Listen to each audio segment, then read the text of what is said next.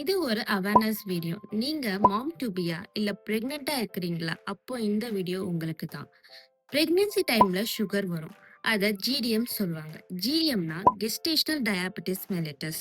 இது கர்ப்ப காலத்தில் வர சர்க்கரை நோயின்னு சொல்லுவாங்க. இது 24th வீக் ஆஃப் பிரெக்னன்சில எடுப்பாங்க. எம்டி ஸ்டொமக்ல ஒரு வாட்டி, குளுக்கோஸ் குடிச்சிட்டு ஒரு வாட்டி எடுப்பாங்க. எம்டி ஸ்டொமக்ல பிலோ 90 இருக்கணும். ஆஃப்டர் குளுக்கோஸ் டெஸ்ட்ல 140 கீழ இருக்கணும்.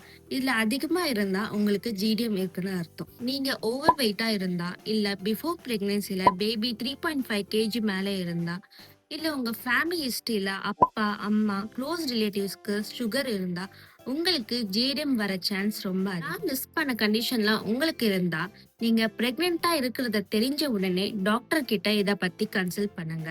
கன்சல்ட் பண்ணிட்டு பேலன்ஸ் டயட் எடுத்துக்கோங்க. ஜிடிஎம் நம்மள மட்டும் அஃபெக்ட் பண்ணாது, பேபியும் அஃபெக்ட் பண்ணும்.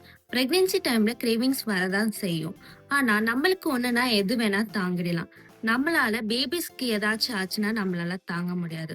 சோ நீங்க டாக்டரை கன்சல்ட் பண்ணிட்டு பேலன்ஸ் டயட் எடுத்துக்கோங்க. After every meal 10 to 15 minutes walk பண்ணுங்க. இந்த வீடியோ பிடிச்சிருந்தா லைக் பண்ணுங்க. இல்ல வேற ஏதாச்சும் வீடியோ சஜஷன் இருந்தா கமெண்ட் செக்ஷன்ல கமெண்ட் பண்ணுங்க.